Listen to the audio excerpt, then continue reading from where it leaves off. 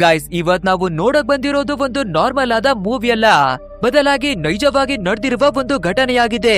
ಹೌದು, ಇವತ್ತಿನ ನಮ್ಮ ಮೂವಿಯಲ್ಲಿ ಬರುವ ಹೀರೋ ಯಾವ ರೀತಿ ಕಳ್ಳತನವನ್ನ ಮಾಡ್ತಾನೆ ಅಂದ್ರೆ, ದರೋಡಿಯನ್ನ ಮಾಡುವ ಹಣ ಜ್ಯುವೆಲ್ರಿಯನ್ನ ಅವನ ಚಡ್ಡಿ ಒಳಗಡೆ ಕೂಡ ಮಡಿಕೊಂಡು ಎಸ್ಕೇಪ್ ಆಗ್ತಾನೆ. ಸೊ ಪೊಲೀಸ್ನವರು ಇವನನ್ನ ಹಿಡಿಯೋದಿಕ್ಕೆ ಕಷ್ಟವನ್ನ ಪಟ್ಟಿರ್ಬೇಕು ಕೂಡ, ಅವರಿಗೂ ಚೊಳ್ಳೆ ಹಣ್ಣನ್ನ ತಿನ್ಸಿ ಸೂಪರ್ ಆಗಿನೇ ಎಸ್ಕೇಪ್ ಆಗ್ತಿರ್ತಾನೆ. ಕೇಳೋದಿಕ್ಕೇನೆ ಹೀಗಿದೆ ಅಂದ್ರೆ ಇವನ ಧೈರ್ಯ ನಿಜಕ್ಕವೇ ಯಾವ ಮಟ್ಟಿಗೆ ಇರ್ಬೇಡ ಅಲ್ವಾ? ಸೊ ಈ ಮೂವಿಯನ್ನ ನೋಡಿದ್ಮೇಲೆ ದರೋಡೆ ಅಂದ್ರೆ ಹೀಗಿರ್ಬೇಕು ಅನ್ನೋದಾಗಿ ನೀವೇನೆ ಕಮೆಂಟ್ ಅನ್ನ ಮಾಡ್ತೀರಾ. ಆದ್ರಿಂದ ಸ್ಕಿಪ್ ಅನ್ನ ಮಾಡದೆ ನಮ್ಮ ಇವತ್ತಿನ ಮಾಸ್ ಆಗಿರುವ ದರೋಡೆ ಮೂವಿಯನ್ನ ಕೊನೆವರ್ಗವೇ ನೋಡಿ. ಅಂಡ್ ಇವತ್ತಿನ ಮೂವಿ ಹೆಸರು ಬಂದು ಬ್ಯಾಂಡಿಟ್ ಅಂತ. ವಿಡಿಯೋಗೆ ಹೋಗೋದಕ್ಕಿಂತ ಮುಂಚೆ ನೀವಿನ್ನ ಸಬ್ಸ್ಕ್ರೈಬ್ ಅನ್ನ ಮಾಡಿಲ್ಲ ಅಂದ್ರೆ ಫಟಾಫಟ್ ಅಂತ ಸಬ್ಸ್ಕ್ರೈಬ್ ಮಾಡ್ಕೊಳ್ಳಿ. ಸರಿ, ಓಕೆ, ಇನ್ನು ತಡವನ್ನ ಮಾಡದೆ ಇವತ್ತಿನ ವಿಡಿಯೋ ಒಳಗಡೆಗೆ ಎಂಟ್ರಿ ಅನ್ನುವೇ ಕೊಟ್ಬಿಡೋಣ. ಓಪನಿಂಗ್ ಸೀನ್ ನಲ್ಲಿ ಗಿಲ್ಬರ್ಟ್ ಅನ್ನುವ ನಮ್ಮ ಹೀರೋವನ್ನೇ ತೋರಿಸ್ತಾರೆ. ಅಂಡ್ ಇವಾಗ್ಲೂ ಕೂಡ ಯಾವ್ದೋ ಫ್ರಾಡ್ ಅನ್ನ ಮಾಡಿ ಪೊಲೀಸ್ ಅವರ ಕೈಯಲ್ಲಿ ಸಿಕ್ಕಾಕೊಂಡ್ಬಿಟ್ಟಿರೋದ್ರಿಂದ ಕೋರ್ಟಿಗೆ ಕರ್ಕೊಂಡು ಬಂದು ಇವನಿಗೆ ಪನಿಷ್ಮೆಂಟ್ ಅನ್ನ ಕೊಡಿಸ್ತಾ ಇದ್ದಾರೆ. ಸೊ ಅದೇ ರೀತಿ ಇವನಿಗೆ 1.5 ವರ್ಷಗಳ ಕಾಲವಾಗಿ ಜೈಲಿನ ಒಳಗಡೆನೆ ಮಡುತ್ತಾರೆ. ಬಟ್ ಆದ್ರೆ ಹೇಳಿ ಕೇಳಿ ಇವನೊಬ್ಬ ದರೋಡೆಗಾರ ಆಗಿರೋದ್ರಿಂದ ಕೇವಲ 6 ತಿಂಗಳುಗಳು ಕಳಿತಿದ್ದಾಗೇನೆ ಆ ಜೈಲಿನಿಂದನೇ ಎಸ್ಕೇಪ್ ಆಗ್ಬಿಡ್ತಾನೆ. ಆ ರೀತಿ ಓಡ್ಕೊಂಡೇನೆ ಕೆನಡಿಯನ್ ಬಾರ್ಡರ್ ನ ಕಡೆಗೆ ಬಂದ್ಬಿಡ್ತಾನೆ. ಅಷ್ಟೇ ಯಾಕೆ, ಬಾರ್ಡರ್ ಅನ್ನವೇ ಕ್ರಾಸ್ ಮಾಡಿ ಮತ್ತೊಂದು ಕಂಟ್ರಿಗಾಗಿನೇ ಎಂಟ್ರಿ ಕೊಡ್ತಾನೆ. ಬಟ್ ಆದ್ರೆ ಇವನ ಹತ್ರ ಒಂದೇ ಒಂದು ನಯಾ ಪೈಸಾ ಕೂಡ ಇಲ್ಲ ಅಲ್ವಾ? ಆದ್ರಿಂದ ನಾವು ಯಾವ್ದಾದ್ರು ಕೆಲ್ಸವನ್ನ ಹುಡಿಕೊಂಡು ಇಲ್ಲೇನೆ ಬದುಕ್ಬೇಕು ಅಂತ ಡಿಸೈಡ್ ಅನ್ನ ಮಾಡ್ಕೊಂಡು ಎಲ್ಲ ಕಡೆನೂ ಕೆಲ್ಸವನ್ನ ಹುಡುಕಿ ಬರ್ತಿರ್ಬೇಕಾದ್ರೆ ಒಂದು ಐಸ್ ಕ್ರೀಮ್ ಮಾರುವ ವ್ಯಕ್ತಿಯನ್ನ ನೋಡ್ತಾನೆ. ಸೊ ಅವನ ಹತ್ರಕ್ಕಾಗಿನೇ ಬಂದು ನನ್ಗೆ ಏನಾದ್ರೂ ಕೆಲ್ಸ ಸಿಗುತ್ತಾ ಅನ್ನೋದಾಗಿ ಕೇಳ್ಬೇಕಾದ್ರೆ ಆ ವ್ಯಕ್ತಿ ಕೂಡ ಹೌದು, ನಿನ್ಗೆ ಕೆಲ್ಸವನ್ನ ಕೊಡ್ತೀನಿ, ಬಟ್ ಆದ್ರೆ ನೀನು ಈ ದೇಶದವನೇ ಅಂತ ಐಡಿ ಕಾರ್ಡ್ ಅನ್ನ ತೋರಿಸ್ಬಿಡು ಸಾಕು ಅನ್ನೋದಾಗಿ ಕೇಳ್ತಾನೆ. ಬಟ್ ಆದ್ರೆ ನಮ್ಮ ಹೀರೋ ಜೈಲಿನಿಂದ ತಪ್ಪಿಸ್ಕೊಂಡು ಬೇರೆ ದೇಶಕ್ಕೆ ಓಡಿ ಬಂದಿದ್ದಾನೆ ಅಲ್ವಾ? ಸೊ ಇವಾಗ ಏನ್ ಮಾಡೋದು ಅಂತ ಸೈಲೆಂಟ್ ಆಗಿನೇ ಆ ಜಾಗದಿಂದ ಬಂದ್ಬಿಡ್ತಾನೆ. ಅಂಡ್ ಅದೇ ರೀತಿ ಬರ್ಬೇಕಾದ್ರೆ ದಾರಿ ಪಕ್ಕದಲ್ಲಿ ಒಬ್ಬ ಬಿಕಾರಿ ಕುಳಿತಿರ್ತಾನೆ. ಅಂಡ್ ಅವನ ಹತ್ರ ಬಂದು ದಯವಿಟ್ಟು ನಿಮ್ಮ ಐಡಿ ಕಾರ್ಡ್ ಅನ್ನ ಕೊಡ್ತೀರಾ ಅನ್ನೋದಾಗಿ ಕೇಳ್ಬೇಕಾದ್ರೆ ಆ ವ್ಯಕ್ತಿ ಕೂಡ ನನ್ಗೆ ಸ್ವಲ್ಪ ಹಣವನ್ನ ಕೊಟ್ರೆ ಐಡಿ ಕಾರ್ಡ್ ಅನ್ನ ಕೊಟ್ಬಿಡ್ತೀನಿ ಅನ್ನೋದಾಗಿ ಹೇಳ್ಕೊತಾನೆ. ಸೊ ನಮ್ಮ ಹೀರೋ ನಮ್ಮ ಹತ್ರ ಹಣನೇ ಇಲ್ವಲ್ಲ, ಏನನ್ನ ಮಾಡೋದು ಅಂತ ಪರ್ಸ್ ಅನ್ನ ಓಪನ್ ಮಾಡಿ ನೋಡ್ಬೇಕಾದ್ರೆ ಕೇವಲ $4 ಇವನ ಪರ್ಸಿನಲ್ಲಿರುತ್ತೆ. ಸೊ ಅದೇ $4 ಹಣವನ್ನ ಕೊಟ್ಟು ಆ ಬಿಕಾರಿಯ ಐಡಿ ಕಾರ್ಡ್ ಅನ್ನ ತಗೋತಾನೆ. ಸದ್ಯ ನಮ್ಗೆ ಕೆಲ್ಸನಾದ್ರೂ ಸಿಕ್ತಿದ್ಯಲ್ಲ ಅಂತ ಆ ಕಾರ್ಡ್ ಅನ್ನ ತಂದು ಐಸ್ ಕ್ರೀಮ್ ಅವನಿಗೆ ಕೊಡ್ಬೇಕಾದ್ರೆ ಆ ಕಾರ್ಡ್ ನಲ್ಲಿ ರಾಬರ್ಟ್ ಅನ್ನುವ ಹೆಸರು ಬರ್ತಿರೋದನ್ನ ನೋಡ್ತಾನೆ.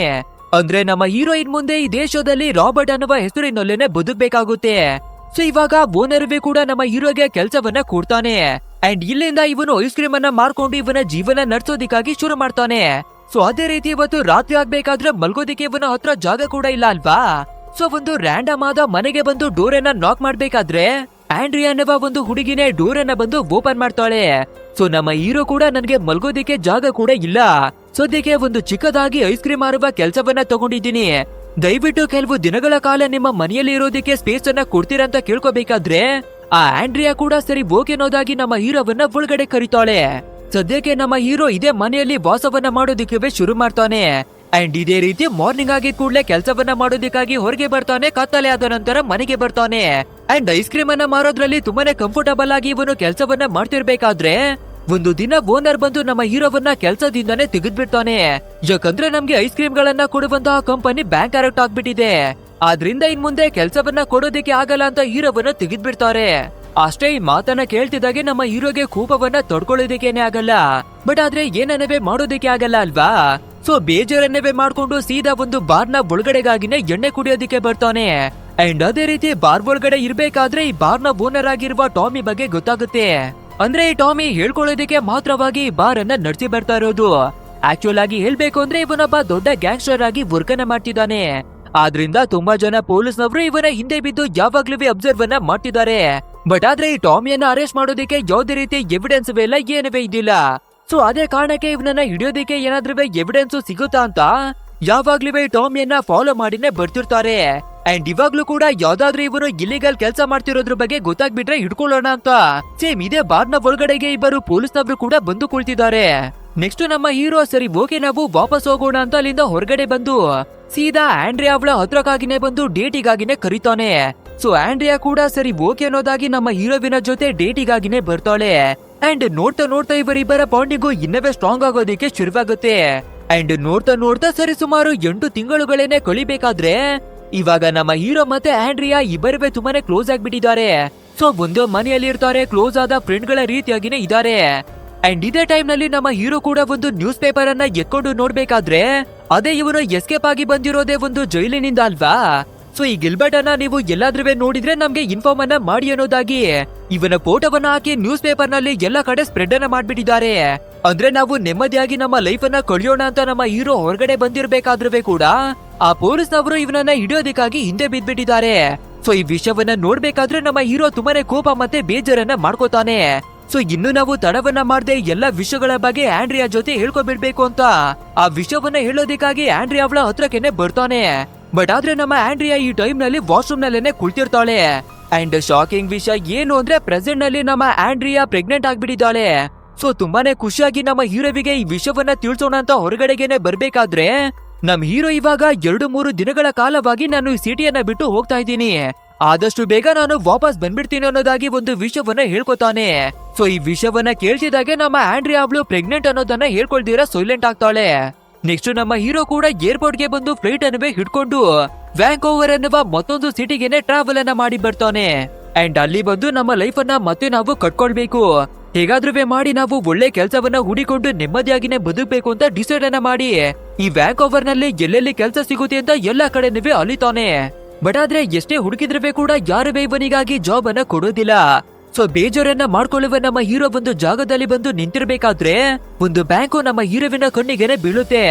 ಅಂಡ್ ಆ ಬ್ಯಾಂಕಿಗೆ ಇವಾಗ ಟ್ರಕ್ ನ ಒಳಗಡೆಯಿಂದ ಹಣವನ್ನ ತಂದು ತುಂಬ್ತಿರ್ತಾರೆ. ಸೊ ಇದನ್ನೆಲ್ಲ ನಿಂತು ನೋಡ್ತಿರ್ಬೇಕಾದ್ರೆ ನಮ್ಮ ಹೀರೋಗೆ ಆಂಡ್ರಿಯಾ ಅವಳ ನೆನ್ಪಾಗುತ್ತೆ.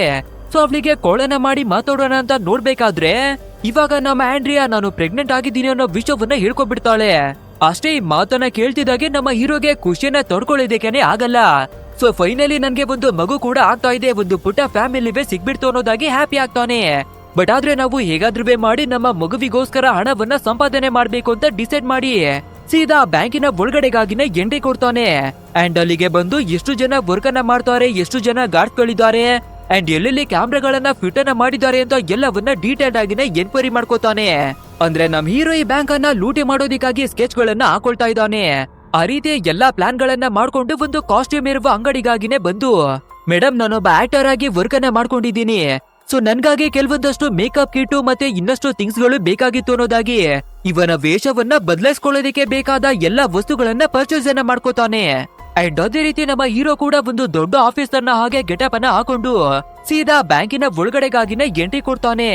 ನಂತರ ನಾನೊಬ್ಬ ಗವರ್ನಮೆಂಟ್ ನ ಆಫೀಸರ್ ಆಗಿದ್ದೀನಿ, ಸೊ ಈ ಬ್ಯಾಂಕ್ ನ ಬಗ್ಗೆ ಎನ್ಕ್ವೈರಿ ಮಾಡೋದಕ್ಕೆ ಕೆಲವೊಂದಷ್ಟು ಡೀಟೇಲ್ಸ್ ಗಳು ಬೇಕು ಅಂತ ಈ ಬ್ಯಾಂಕ್ ನ ಪೂರ್ತಿಯಾದ ಸೆಕ್ಯೂರಿಟಿ ಬಗ್ಗೆನೆ ತಿಳ್ಕೊತಾನೆ. ನಂತರ ಸಿಸಿಟಿವಿ ಫುಟೇಜ್ ಅನ್ನ ಮಾನಿಟರ್ ಮಾಡುವ ರೂಮ್ ಗೆನೆ ಬಂದು ಇಲ್ಲಿ ವರ್ಕ್ ಅನ್ನ ಮಾಡುವ ಎಂಪ್ಲಾಯ್ಗಳು ಯಾರು ಎಲ್ಲಿಂದ ಬರ್ತಾರೆ ಅನ್ನೋದಾಗಿ ಎಲ್ಲ ಡೀಟೇಲ್ಸ್ ಅನ್ನ ತಗೋತಾನೆ.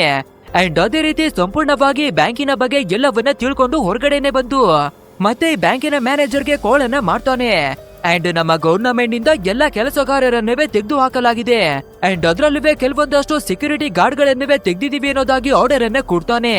ಅಂಡ್ ಅದೇ ರೀತಿ ಆ ಬ್ಯಾಂಕ್ ಅಲ್ಲಿ ವರ್ಕ್ ಅನ್ನ ಮಾಡುವ ಕೆಲವೊಂದಷ್ಟು ವರ್ಕರ್ ಗಳು ನಿಜವಾಗ್ಲೂ ನಮ್ಮನ್ನ ಈ ಕೆಲಸದಿಂದ ತೆಗೆದ್ಬಿಟ್ಟಿದ್ದಾರೆ ಅಂತ ತಿಳ್ಕೊಂಡು ಕೆಲಸವನ್ನ ಬಿಟ್ಟು ಹೋಗ್ಬಿಡ್ತಾರೆ. ಅಂಡ್ ಇಲ್ಲಿಗೆ ಸೀನ್ ಅನ್ನ ಕಟ್ ಮಾಡಿ ನಮ್ಮ ಹೀರೋವನ್ನ ನೋಡೋದಾದ್ರೆ ನಾವು ಹೇಗಾದ್ರೂ ಮಾಡಿ ಇದೇ ಟೈಮ್ ಅನ್ನ ಬಳಸ್ಕೊಂಡು ಈ ಬ್ಯಾಂಕ್ ಅನ್ನ ದರೋಡಿಯನ್ನ ಮಾಡ್ಬಿಡ್ಬೇಕು ಅಂತ ಅದಕ್ಕೆ ಬೇಕಾಗಿರುವ ಎಲ್ಲಾ ಪ್ಲಾನ್ ಗಳನ್ನ ಮಾಡ್ಕೋತಾನೆ. ಆದ್ರೆ ಎಲ್ಲದಕ್ಕಿಂತ ಮುಂಚೆ ಇವನ ವೇಷವನ್ನ ಬದಲಾಯಿಸ್ಕೊಳ್ಬೇಕು. ಬಟ್ ಆದ್ರೆ ನಮ್ಮ ಹೀರೋಗೆ ಅದ್ರ ಬಗ್ಗೆ ಏನೇ ಗೊತ್ತಿಲ್ದಿರೋದ್ರಿಂದ ಒಂದು ಮೇಕಪ್ ಟ್ಯೂಷನ್ ಅನ್ನ ಅಟೆಂಡ್ ಮಾಡಿ ಪ್ರಾಸ್ಥೆಟಿಕ್ ನ ಬಗ್ಗೆ ಎಲ್ಲನೂ ತಿಳ್ಕೊಂಡ್ಬಿಡ್ತಾನೆ. ಅಂಡ್ ಆಲ್ಸೋ ಅವರ ಹತ್ರ ಇರುವ ಒಂದು ಡಮ್ಮಿ ನೋಸು ಮತ್ತೆ ಇನ್ನವೇ ಬೇಕಾಗಿರುವ ಕೆಲವು ಥಿಂಗ್ಸ್ ಗಳನ್ನ ಅಭ್ಯಾಸನ ಮಾಡಿ ಯಾರಿಗೂ ಗೊತ್ತಿಲ್ದಿರುವ ಹಾಗೇನೆ ಎತ್ಕೊಂಡು ಬಂದ್ಬಿಡ್ತಾನೆ. ನಂತರ ನೆಕ್ಸ್ಟ್ ಡೇ ಆಗ್ಬೇಕಾದ್ರೆ ಎಲ್ಲವನ್ನ ಹಾಕೊಂಡು ಸೂಪರ್ ಆಗಿನೇ ರೆಡಿಯಾಗಿ ಮತ್ತೆ ಇವಾಗ ಬ್ಯಾಂಕಿನ ಒಳಗಡೆಗಾಗಿನೇ ಎಂಟ್ರಿ ಕೊಡ್ತಾನೆ. ಸೀದಾ ಎಲ್ಲ ಕಡೆನವೇ ನೋಡ್ಕೊಂಡು ಜೆಸಿಕಾ ಅನ್ನುವ ಕ್ಯಾಶಿಯರ್ ನ ಹತ್ರಕ್ಕಾಗಿನೇ ಬರ್ತಾನೆ. ಅಂಡ್ ಅವಳ ಹತ್ರಕ್ಕೆ ಬಂದು ಒಂದು ಚಿಕ್ಕ ಲೆಟರ್ ಅನ್ನ ಕೊಡ್ಬೇಕಾದ್ರೆ ಆ ಲೆಟರ್ ನಲ್ಲಿ ಯಾವುದೇ ರೀತಿ ಕೂಗಾಡುವ ಅಗತ್ಯವಿಲ್ಲ, ಯಾಕಂದ್ರೆ ನಾನು ಗನ್ನನ್ನ ತಂದು ರಾಬರಿ ಮಾಡೋದಿಕ್ಕಾಗಿ ನೋಡ್ತಾ ಇದ್ದೀನಿ. ಸೊ ಸೈಲೆಂಟ್ ಆಗಿ ನಿಮ್ಮ ಹತ್ರ ಇರುವ ಎಲ್ಲ ಹಣವನ್ನ ನನ್ಗೆ ಕೊಟ್ಟಿಲ್ಲ ಅಂದ್ರೆ ನಿಮ್ಮ ಕಥೆಯನ್ನೇ ಮುಗಿಸಿ ಹಾಕ್ತೀನಿ ಅನ್ನೋದಾಗಿ ಲೆಟರ್ ಅನ್ನ ಬರ್ದು ಕೊಟ್ಟಿದ್ದಾನೆ. ಅಷ್ಟೇ ಇದನ್ನ ನೋಡ್ಬೇಕಾದ್ರೆ ಜೆಸಿಕಾ ಅನ್ನುವ ಕ್ಯಾಶಿಯರ್ ತುಂಬಾನೇ ಭಯವನ್ನ ಪಡ್ಕೊಂಡ್ ಬಿಡ್ತಾಳೆ. ಸೊ ನಮ್ಮ ಪ್ರಾಣವನ್ನ ಕಾಪಾಡ್ಕೊಳ್ಳೋದು ನಮ್ಗೆ ಇಂಪಾರ್ಟೆಂಟ್ ಅಂತ ಹೇಳಿ ಡ್ರಾಯರ್ ಅನ್ವೇ ಎಳ್ದು ಒಳಗಡೆ ಇರುವ ಎಲ್ಲಾ ಹಣವನ್ನ ಎತ್ತಿ ನಮ್ಮ ಹೀರೋವಿನ ಮುಂದಕ್ಕಾಗಿನೇ ಮುಡುಕ್ತಾಳೆ. ಬಟ್ ಆದ್ರೆ ನಮ್ಮ ಹೀರೋ ಎಂತ ದಡ್ಡ ಅಂತ ನಮ್ಗೆ ಇಲ್ಲಿನೇ ಗೊತ್ತಾಗ್ಬಿಡುತ್ತೆ. ಅಚ್ಚುಚು ನಾವು ಹಣವನ್ನ ತಗೊಂಡೋಗೋದಕ್ಕೆ ಒಂದು ಬ್ಯಾಗ್ ಅನ್ನವೇ ಕೂಡ ತೊಂದೆ ಇಲ್ವಲ್ಲ, ಪರವಾಗಿಲ್ಲ ಈ ಕ್ಯಾಶಿಯರ್ನ ಹತ್ರನೇ ಒಂದು ಬ್ಯಾಗ್ ಅನ್ನ ಈಸ್ಕೊಳ್ಳೋಣ ಅಂತ ಅವಳ ಹತ್ರನೇ ಒಂದು ಬ್ಯಾಗ್ ಅನ್ನ ಇಸ್ಕೊಂಡು ಎಲ್ಲ ಹಣವನ್ನ ಪ್ಯಾಕ್ ಮಾಡ್ಕೊಳ್ತಾನೆ. ನಂತರ ಆ ಬ್ಯಾಗ್ ಅನ್ನ ಎತ್ಕೊಂಡು ಸೀದಾ ಜಾಗದಿಂದಾನೇ ಎಸ್ಕೇಪ್ ಆಗಿ ಬಂದ್ಬಿಡ್ತಾನೆ. ಅಂಡ್ ಅಲ್ಲಿಂದ ಹೊರಟವನು ಸೀದಾ ಮೇಕಪ್ ನ ಅಂಗಡಿಗೆ ವಾಪಸ್ ಬಂದು ಸೂಟು ಬೂಟು ಕೋಟು ಇದೆಲ್ಲವನ್ನವೇ ರೆಂಟಿಗಾಗಿನೇ ಪರ್ಚೇಸ್ ಮಾಡ್ಕೊಂಡು ಬಂದಿದ್ದಲ್ವಾ. ಸೊ ಇವಾಗ ಎಲ್ಲಾ ವಸ್ತುಗಳನ್ನ ರಿಟರ್ನ್ ಮಾಡ್ಬಿಡ್ತಾನೆ. ನಂತರ ಫಟಾಫಟ್ ಅಂತ ಇವನು ಸ್ಟೇ ಆಗಿದ್ದ ಹೋಟೆಲ್ ಒಳಗಡೆಗಾಗಿನೇ ಬಂದು ಇವಾಗ ತಂದಿರುವ ಎಲ್ಲಾ ಹಣವನ್ನ ಸೂಟ್ ಕೇಸ್ ನ ಒಳಗಡೆಗಾಗಿನೇ ಪ್ಯಾಕ್ ಅನ್ನ ಮಾಡ್ಕೋತಾನೆ. ಸದ್ಯ ಈ ದೇಶಕ್ಕೆ ಬಂದಿದ್ದಕ್ಕೆ ಇಷ್ಟಾದ್ರೂ ಹಣ ನಮ್ಮ ಕೈಗೆ ಸಿಕ್ಕಿದ್ಯಲ್ಲ ಅಂತ ತಿಳ್ಕೊಂಡು ಆ ಹಣವನ್ನ ಎತ್ಕೊಂಡು ವಾಪಸ್ಸು ಆಂಡ್ರಿ ಅವಳ ಹತ್ರಕ್ಕೆ ಬರೋದಿಕ್ಕಾಗಿನೇ ಏರ್ಪೋರ್ಟ್ ಗೆ ಬರ್ತಾನೆ. ಅಂಡ್ ಅಲ್ಲಿ ಬಂದು ಇವನ ಸೂಟ್ ಕೇಸ್ ಅನ್ನ ಚೆಕಿಂಗ್ ಹಾಕೋದಿಕ್ಕಾಗಿ ನೋಡ್ತಿರ್ಬೇಕಾದ್ರೆ ಅಚ್ಚುಚು ನಮ್ಮ ಸೂಟ್ ಕೇಸ್ ಅನ್ನ ಏನಾದ್ರೂ ಚೆಕಿಂಗ್ ಮಿಷಿನ್ ಒಳಗಡೆಗಾಗಿನೇ ಮಡಿಬಿಟ್ರೆ ಇದ್ರ ಒಳಗಡೆ ಹಣ ಇದೆ ಅನ್ನೋದಾಗಿ ಎಲ್ಲನವೇ ಗೊತ್ತಾಗ್ಬಿಡುತ್ತೆ. ಆಮೇಲೆ ಎಲ್ಲಿಂದ ಬಂತು ಹೇಗೆ ಬಂತು ಅಂತ ನನ್ನನ್ನ ಹಿಡ್ಕೊಬಿಟ್ರೆ ತುಂಬಾನೇ ಕಷ್ಟವಾಗ್ಬಿಡುತ್ತೆ ಅಂತ ತಿಳ್ಕೊಂಡು ಸೀದಾ ಸೂಟ್ ಕೇಸ್ ಅನ್ನ ಎತ್ಕೊಂಡು ವಾಶ್ರೂಮ್ ಒಳಗಡೆಗಾಗಿನೇ ಬಂದ್ಬಿಡ್ತಾನೆ. ಅಂಡ್ ಅಲ್ಲಿ ಬಂದು ನಾವು ಏನೇನ ಮಾಡೋಣ, ನಮ್ಮ ಹಣವನ್ನ ಎಲ್ಲಿ ಬಚ್ಚಿಟ್ಕೊಂಡು ಹೋಗೋಣ ಅಂತ ತಲೆಯೆಲ್ಲ ಕೆಡಿಸ್ಕೊತಿರ್ತಾನೆ. ಸೊ ಅದೇ ರೀತಿ ಯೋಚನೆಯನ್ನ ಮಾಡ್ಕೊಂಡು ನಮ್ಮ ಪ್ಯಾಂಟಿನ ಒಳಗಡೆ ಮಡಿಕೊಳ್ಬಹುದು ಅಂತ ಒಂದೆರಡು ಕಂತೆ ಹಣವನ್ನ ಪ್ಯಾಂಟಿನ ಒಳಗಡೆ ಹಾಕೊಳ್ಳೋದಿಕ್ಕಾಗಿ ನೋಡ್ತಾನೆ. ಅರೆ ಹೇಗಿದ್ರೂ ಪ್ಯಾಂಟಿನ ಒಳಗಡೆ ಹಾಕೋತೀವಿ ಅಲ್ವಾ, ಸೊ ಪ್ಯಾಂಟ್ ಅನ್ನ ತೆಗೆದು ಚಡ್ಡಿ ಒಳಗಡೆ ಮಡಿಕೊಂಡ್ರೆ ಇನ್ನವೇ ಸೂಪರ್ ಆಗಿರುತ್ತೆ ಅಂತ ಪ್ಯಾಂಟ್ ಅನ್ನವೇ ತೆಗೆದು ಅವನ ಚಡ್ಡಿಯ ಮುಂದಗಡೆ ಮತ್ತೆ ಹಿಂದಗಡೆ ಎಲ್ಲ ಕಡೆ ಹಣವನ್ನ ತುಂಬಿ ಮಡಿಕೋತಾನೆ. ನಂತರ ನಾರ್ಮಲ್ ಆಗಿ ಅವನ ಎಲ್ಲ ಬಟ್ಟೆಯನ್ನ ಹಾಕೊಂಡು ಸೀದಾ ಸ್ಕ್ಯಾನರ್ ಮಿಷಿನ್ ಹತ್ರಕ್ಕೆ ಬಂದು ಚೆಕಿಂಗ್ ಅನ್ನವೇ ಪಾಸ್ ಮಾಡಿನೇ ಸೇಫ್ ಆಗಿ ಬರ್ತಾನೆ. ಸೀರಿಯಸ್ಲಿ ಕೋಟಿ ಕೋಟಿ ಹಣವನ್ನ ಅಂಡರ್ವೇರ್ ಒಳಗಡೆ ಮಡಿಕೊಂಡು ಹೋಗ್ತಾ ಇರುವ ಒಬ್ಬನೇ ವ್ಯಕ್ತಿ ಅಂದ್ರೆ ಇವನು ಮಾತ್ರನೇ. ಯಾಕಂದ್ರೆ ನಾವು ಇಲ್ಲಿವರೆಗೂ ಎಷ್ಟೋ ರಾಬರಿ ಮೂವಿಗಳನ್ನ ಮಾಡಿದೀವಿ ಅಲ್ವಾ, ಬಟ್ ಆದ್ರೆ ಯಾರು ಕೂಡ ಈ ರೀತಿ ಚಡ್ಡಿ ಒಳಗಡೆ ದುಡ್ಡನ್ನ ಮಡಿಕೊಂಡು ಎಸ್ಕೇಪ್ ಆಗಿದ್ದಂತೂ ನೋಡಿಲ್ಲ. ಸೊ ಇವಾಗ ನಮ್ಮ ಹೀರೋ ಕೂಡ ತುಂಬಾನೇ ಹ್ಯಾಪಿ ಆಗಿ ಫ್ಲೈಟ್ ಅನ್ನವೇ ಕೂಡ ಹೊತ್ಕೊಂಡು ಟ್ರಾವೆಲ್ ಅನ್ನ ಮಾಡ್ಕೊಂಡು ಏರ್ಪೋರ್ಟ್ ನಲ್ಲಿ ಬಂದು ಇಳಿಬೇಕಾದ್ರೆ ನಮ್ಮ ಆಂಡ್ರಿಯಾ ಬಂದು ಪಿಕ್ ಅನ್ನ ಮಾಡ್ಕೋತಾಳೆ. ಅಂಡ್ ಇವಾಗ ಇಬ್ರು ಕೂಡ ಒಂದು ಹ್ಯಾಪಿ ಲೈಫ್ ಅನ್ನ ಬದುಕೋದಿಕ್ಕಾಗಿ ಶುರು ಮಾಡ್ಕೊಳ್ತಾರೆ. ಸೊ ಇವಾಗ ನಮ್ಮ ಹೀರೋವಿನ ಹತ್ರ ತುಂಬಾ ಹಣವೆಲ್ಲ ಇದೆ ಅಲ್ವಾ, ಸೊ ಅದೇ ಹಣವನ್ನ ಕೊಟ್ಟು ಒಂದು ಲಕ್ಸುರಿಯಾದ ಮನೆಯನ್ನೇ ಕೂಡ ಪರ್ಚೇಸ್ ಅನ್ನ ಮಾಡ್ಕೋತಾರೆ. ಅಂಡ್ ಇದನ್ನೆಲ್ಲ ನೋಡುವ ಆಂಡ್ರಿಯಾ ಇಷ್ಟೊಂದು ಹಣ ನಿನ್ನ ಹತ್ರ ಹೇಗೆ ಬಂತು ಅಂತ ಕೇಳ್ಬೇಕಾದ್ರೆ ನಮ್ಮ ಹೀರೋ ನಾನೊಂದು ದೊಡ್ಡದಾದ ಫ್ಯಾಮಿಲಿ ಬಿಸ್ನೆಸ್ ಗೆನೆ ಜಾಯಿನ್ ಆಗಿದ್ದೀನಿ ಅಂಡ್ ಇನ್ನ ಮುಂದಕ್ಕವೇ ಕೂಡ ನಮ್ಗೆ ಹೆಚ್ಚು ಹೆಚ್ಚು ಹಣವೆಲ್ಲ ಬರ್ತಿರುತ್ತೆ. ಸೊ ನಾವಿಬ್ರು ಮದುವೆ ಆಗುವ ಹೊತ್ತಿಗೆ ಇನ್ನವೇ ದೊಡ್ಡದಾದ ಮನೆಯನ್ನ ಪರ್ಚೇಸ್ ಮಾಡೋಣ ಅನ್ನೋದಾಗಿನೇ ಹೇಳ್ಕೊತಾನೆ. ಅಷ್ಟೇ ಇದನ್ನ ಕೇಳುವ ನಮ್ಮ ಆಂಡ್ರಿಯಾ ಕೂಡ ಇನ್ನವೇ ಹ್ಯಾಪಿ ಆಗ್ಬಿಡ್ತಾಳೆ. ಅಂಡ್ ಇಲ್ಲಿಗೆ ಸೀನ್ ಅನ್ನ ಕಟ್ ಮಾಡಿ ಪೊಲೀಸ್ನವರ ಟೀಮ್ ಅನ್ನ ತೋರಿಸ್ತಾರೆ. ಸೊ ಇವಾಗ ಈ ಸಿಟಿ ಒಳಗಡೆ ದೊಡ್ಡ ದೊಡ್ಡ ದರೋಡೆಗಳು ಮತ್ತು ಇಲ್ಲಿಗಲ್ ಕೆಲಸಗಳು ನಡೆಯೋದಿಕ್ಕೆ ಶುರುವಾಗ್ಬಿಟ್ಟಿದೆ. ಆದ್ರಿಂದ ಆಫ್ ಮ್ಯಾನ್ ಅನ್ನುವ ಒಬ್ಬ ಡಿಟೆಕ್ಟಿವ್ ಆಫೀಸರ್ ಸೊ ಇದನ್ನೆಲ್ಲ ಮಾಡ್ತಾ ಇರೋದು ಬೇರೆ ಯಾರಿವೆ ಅಲ್ಲ, ಅದೇ ಟಾಮಿನೇ. ದಯವಿಟ್ಟು ಅವನನ್ನ ಅರೆಸ್ಟ್ ಮಾಡೋದಿಕ್ಕಾಗಿ ಪರ್ಮಿಷನ್ ಅನ್ನ ಕೊಡಿ ಅನ್ನೋದಾಗಿನೇ ಕೇಳ್ತಾನೆ. ಆದ್ರೆ ಈ ಮಾತನ್ನ ಕೇಳುವ ಕಮಿಷನರ್ ಇಲ್ಲಪ್ಪ, ನಾವು ಆ ರೀತಿ ಪ್ರೂಫ್ ಇಲ್ದೆ ಯಾರನ್ನೇ ಕೂಡ ಅರೆಸ್ಟ್ ಅನ್ನ ಮಾಡೋದಿಕ್ಕೆ ಆಗೋದಿಲ್ಲ, ಸೊ ಪ್ರೂಫ್ ಇದ್ರೆ ಮಾತ್ರವಾಗಿನೇ ಅರೆಸ್ಟ್ ಅನ್ನ ಮಾಡಿ ಅನ್ನೋದಾಗಿನೇ ಹೇಳ್ಬಿಡ್ತಾರೆ. ಬಟ್ ಆದ್ರೂ ಕೂಡ ಈ ಪೊಲೀಸ್ನವರು ನಾವು ಹೇಗಾದ್ರೂ ಮಾಡಿ ಸಾಕ್ಷಿಯನ್ನ ಕೊಂಡು ಹಿಡಿತೀವಿ ಅಂಡ್ ಅವನನ್ನ ಫಾಲೋ ಮಾಡಿ ಒಂದಲ್ಲ ಒಂದು ದಿನ ಅವನನ್ನ ಹಿಡಿತೀವಿ ಅನ್ನೋದಾಗಿನವೇ ಹಿಂದೆ ಬೀಳ್ತಾರೆ. ಅಂಡ್ ಇಲ್ಲಿಗೆ ಸೀನನ್ನ ಕಟ್ ಮಾಡಿ ನಮ್ಮ ಹೀರೋವನ್ನ ತೋರಿಸ್ಬೇಕಾದ್ರೆ ದಿನಗಳು ಕಳೀತಾ ನಮ್ಮ ಹೀರೋವಿನ ಹತ್ರ ಇರುವ ಎಲ್ಲ ಹಣವೇ ಖಾಲಿ ಆಗ್ತಾ ಇದೆ. ಬಟ್ ಆದ್ರೆ ಮತ್ತೆ ಹಣವನ್ನ ಸಂಪಾದನೆ ಮಾಡೋದಿಕ್ಕೆ ಯಾವುದೇ ಜಾಬ್ ಇಲ್ಲ, ಏನವೇ ಇಲ್ಲ. ಹಾಗಿದ್ರೆ ಮತ್ತೆ ನಾವು ರಾಬರಿಯನ್ನ ಮಾಡಿ ನಮ್ಗೆ ಸಿಕ್ಕುವ ಹಣವನ್ನ ಬಾಚ್ಕೊಂಡು ಬರ್ಬೇಕು ಅಂತ ಡಿಸೈಡ್ ಮಾಡ್ತಾನೆ. ಆದ್ರೆ ಮತ್ತೆ ರಾಬರಿಯನ್ನ ಮಾಡೋದು ಅಂದ್ರೆ ಒಬ್ಬನ ಕೈಯಲ್ಲಿ ಆಗಲ್ಲ ಅಲ್ವಾ, ಸೊ ಹೇಗಾದ್ರೂ ಮಾಡಿ ಒಬ್ಬ ಪವರ್ಫುಲ್ ಆದ ವ್ಯಕ್ತಿನ ಪಾರ್ಟ್ನರ್ ಅನ್ನಾಗಿ ಮಾಡ್ಕೋಬೇಕು ಅಂತ ಡಿಸೈಡ್ ಮಾಡಿ ನಮ್ಗೆ ಆ ರೀತಿ ಯಾರು ಪವರ್ಫುಲ್ ಆಗಿರೋರು ಸಿಗ್ತಾರೆ ಅಂತ ಎಲ್ಲ ಕಡೆ ನೋಡ್ತಿರ್ಬೇಕಾದ್ರೆ ಅದೇ ಒಂದು ಬಾರ್ನ ಓನರ್ ಆಗಿರುವ ಟಾಮಿ ಇದ್ದಾನೆ ಅಲ್ವಾ, ಸೊ ಹೇಗಿದ್ರು ಅವನು ಗ್ಯಾಂಗ್ಸ್ಟರ್ ಅನ್ನೋದಾಗಿ ಕೇಳ್ಪಟ್ಟಿದೆ. ಸೊ ಅವನ ಹತ್ರನೇ ಹೋಗಿ ನಮ್ಮ ಪಾರ್ಟ್ನರ್ ಮಾಡ್ಕೊಳ್ಳೋದಿಕ್ಕಾಗಿ ನೋಡೋಣ ಅಂತ ಮತ್ತೆ ನಮ್ಮ ಹೀರೋ ಸೀದಾ ಬಾರ್ನ ಒಳಗಡೆಗಾಗಿನೇ ಎಂಟ್ರಿ ಕೊಡ್ತಾನೆ. ಅಂಡ್ ಆ ಟಾಮಿಯನ್ನೇ ಕೂಡ ಭೇಟಿಯನ್ನ ಮಾಡಿ ಇವನ ಬಗ್ಗೆ ಎಲ್ಲ ವಿಷಯವನ್ನ ಹೇಳ್ಕೊತಾನೆ. ಆದ್ರೆ ಈ ಟಾಮಿ ನಮ್ಮ ಹೀರೋವನ್ನ ನಂಬೋದಿಕ್ಕೆ ರೆಡಿನೇ ಇಲ್ಲ. ಲೋ ತಮ್ಮ, ಯಾರ ಹತ್ರ ಕಥೆಯನ್ನ ಕಟ್ಟಿ ಹೇಳ್ತಿದ್ಯಾ, ಒಬ್ಬೊಂಟಿಯಾಗಿ ಯಾರು ಬ್ಯಾಂಕ್ ಅನ್ನ ಲೂಟಿ ಮಾಡೋದಿಕ್ಕೆ ಆಗುತ್ತೆ ಅನ್ನೋದಾಗಿ ನಗಾಡ್ತಿರ್ತಾನೆ. ಆದ್ರೆ ನಮ್ ಹೀರೋ ನನ್ಗೆ ಒಂದೇ ಒಂದು ಅವಕಾಶವನ್ನ ಕೊಟ್ರೆ ನಾನು ಸಾಬೀತನ್ನ ಮಾಡ್ತೀನಿ ಅಂತ ನಿಮ್ಮ ಬಾರ್ನ ಎದುರುಗಡೆ ಒಂದು ಚಿಕ್ಕದಾದ ಬ್ಯಾಂಕ್ ಇದೆ ಅಲ್ವಾ, ಕೇವಲ 3 ನಿಮಿಷಗಳನ್ನ ಕೊಡಿ, ನಾನು ದುಡ್ಡನ್ನ ಲೂಟಿ ಮಾಡಿ ಬರ್ತೀನಿ ಅಂತ ಹೇಳಿ ಬರ್ತಾನೆ. ಸೊ ಅದೇ ರೀತಿಯ ಬ್ಯಾಂಕ್ ನ ಪಕ್ಕದಲ್ಲಿರುವ ಒಂದು ರೂಮ್ ನ ಒಳಗಡೆಗೆ ಹೋಗಿ ಮೇಂಟೆನೆನ್ಸ್ ವರ್ಕ್ ಅನ್ನ ಮಾಡೋರ ಹಾಗೆ ಗೆಟಪ್ ಅನ್ನ ಹಾಕೊಂಡು ಬ್ಯಾಂಕ್ ಒಳಗಡೆಗೆ ಎಂಟ್ರಿ ಕೊಡ್ತಾನೆ. ಸೊ ಏನಿವ್ನು ಒಳಗಡೆ ಹೋದವನು ಇನ್ನವೇ 3 ನಿಮಿಷಗಳಾದ್ರೆ ಬರ್ಲಿಲ್ಲ ಅಂತ ಇವನು ಟೈಮ್ ಅನ್ನ ನೋಡ್ತಿರ್ಬೇಕಾದ್ರೆ ಕರೆಕ್ಟ್ ಆಗಿ 3 ನಿಮಿಷ ಆಗ್ಬೇಕಾದ್ರೆ ನಮ್ಮ ಗಿಲ್ಬರ್ಟ್ ಮತ್ತೊಂದು ಡೋರ್ ನಿಂದ ಎಂಟ್ರಿ ಕೊಡ್ತಾನೆ. ಅಂಡ್ ಸೀದಾ ಈ ಟಾಮಿಯ ಹತ್ರಕ್ಕೆ ಬಂದು ಜೇಬ್ನಿಂದ ನೋಟುಗಳ ಕಂತಿಯನ್ನ ತೆಗೆದು ಎಸಿತಿರ್ತಾನೆ. ಅಷ್ಟೇ ಇದನ್ನ ನೋಡ್ಬೇಕಾದ್ರೆ ಟಾಮಿಯ ಕೈಯಲ್ಲಿ ನಂಬೋದಿಕ್ಕೇನೆ ಆಗಲ್ಲ. ನಂತರ ಫೈನಲ್ ಆಗಿ ನಮ್ಮ ಹೀರೋವಿನ ಜೊತೆ ಪಾರ್ಟ್ನರ್ ಆಗಿ ಕೆಲಸವನ್ನ ಮಾಡೋದಕ್ಕಾಗಿ ನೀವೇ ಒಪ್ಕೊಂಡು ಇನ್ ಮುಂದೆ ಇಬ್ರೇ ಸೇರ್ಕೊಂಡು ಈ ಜಗತ್ತನ್ನೇ ಲೂಟಿ ಮಾಡೋಣ ಅನ್ನೋದಾಗಿ ಡಿಸೈಡ್ ಅನ್ನ ಮಾಡ್ಕೋತಾರೆ. ಅಂಡ್ ಇಲ್ಲಿಂದ ನಮ್ಮ ಹೀರೋವಿನ ಲೈಫ್ ಮತ್ತೆ ಒಂದು ಟರ್ನಿಂಗ್ ಅನ್ನ ತಗೊಳುತ್ತೆ. ಅಂದ್ರೆ ಇವಾಗ ಒಬ್ಬ ದೊಡ್ಡ ಪಾರ್ಟ್ನರ್ ಕೂಡ ಸಿಕ್ಕಾಕೊಂಡ್ಬಿಟ್ಟಿದ್ದಾನೆ ಅಲ್ವಾ. ಆದ್ರಿಂದ ನಮ್ಮ ಗಿಲ್ಬರ್ಟು ಅವನ ವೇಷವನ್ನ ಬದಲಾಯಿಸೋದು, ಬ್ಯಾಂಕುಗಳಿಗೆ ಹೋಗಿ ಲೂಟಿಯನ್ನ ಮಾಡಿ ಬರೋದು.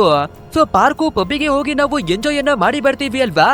ಸೊ ಅದೇ ರೀತಿ ನಮ್ಮ ಹೀರೋ ಬ್ಯಾಂಕುಗಳಿಗೆ ಹೋಗಿ ಲೂಟಿಯನ್ನ ಮಾಡ್ಕೊಂಡು ಎಸ್ಕೇಪ್ ಆಗಿನೇ ಬರ್ತಿರ್ತಾನೆ. ಅಂಡ್ ಅದು ಅಲ್ಲದೆ ಒಂದೇ ಕಡೆ ಅಲ್ಲದೆ ಬೇರೆ ಬೇರೆ ದೇಶಗಳಲ್ಲಿ ಲೂಟಿ ಮಾಡೋದಿಕ್ಕೆ ಶುರು ಮಾಡ್ಕೋತಾನೆ. ಅಂಡ್ ನಾವು ಸಿಕ್ಕಾಕೋಬಾರ್ದು ಅಂತ ಡೊಮೆಸ್ಟಿಕ್ ಫ್ಲೈಟ್ ಗಳನ್ನ ಹಿಡ್ಕೊಂಡು ಎಲ್ಲರಿಗೂ ಚೊಳ್ಳೆ ಹಣ್ಣನ್ನ ತಿನ್ಸಿ ಸೂಪರ್ ಆಗಿನೇ ದರೋಡಿಯನ್ನ ಮಾಡ್ತಾನೆ ಇರ್ತಾನೆ. ಯಾವ ರೀತಿ ಇವನು ಕಳ್ಳತನವನ್ನ ಮಾಡೋದಿಕ್ಕೆ ಪ್ಲಾನ್ ಅನ್ನ ಮಾಡ್ತಾನೆ ಅಂದ್ರೆ, ಯಾವ್ದೇ ಪೊಲೀಸ್ನವರು ಕೂಡ ಇವನನ್ನ ಹಿಡಿಯೋದಿರ್ಲಿ, ಇವನ ಡೀಟೇಲ್ಸ್ ಗಳಿವೆ ಸಿಗ್ಬಾರ್ದು, ಆ ರೀತಿ ಪ್ಲಾನ್ ಅನ್ನ ಮಾಡ್ತಿರ್ತಾನೆ. ಅಂದ್ರೆ ಒಂದೊಂದು ದೇಶದಲ್ಲಿ ಒಂದೊಂದು ರೀತಿಯಾಗಿ ದರೋಡಿಯನ್ನ ಮಾಡ್ತಾನೆ. ಸೊ ಎಲ್ಲಾ ಕೇಸ್ಗಳನ್ನ ಒಟ್ಟಿಗೆ ತಗೊಂಡು ಕನೆಕ್ಷನ್ ಏನಾದ್ರೂ ಇದೆಯಾ ಅಂತ ಚೆಕ್ ಅನ್ನ ಮಾಡಿ ನೋಡ್ಬೇಕಾದ್ರೆ ಒಂದು ಕಳ್ಳದಿಂದ ಮತ್ತೊಂದು ಕಳ್ಳತನಕ್ಕೆ ಹೋಲಿಕೆಯನ್ನ ಮಾಡಿದ್ರೆ ಯಾವ್ದೇ ಮ್ಯಾಚಸ್ ಗಳು ಸಿಗೋದೇ ಇಲ್ಲ.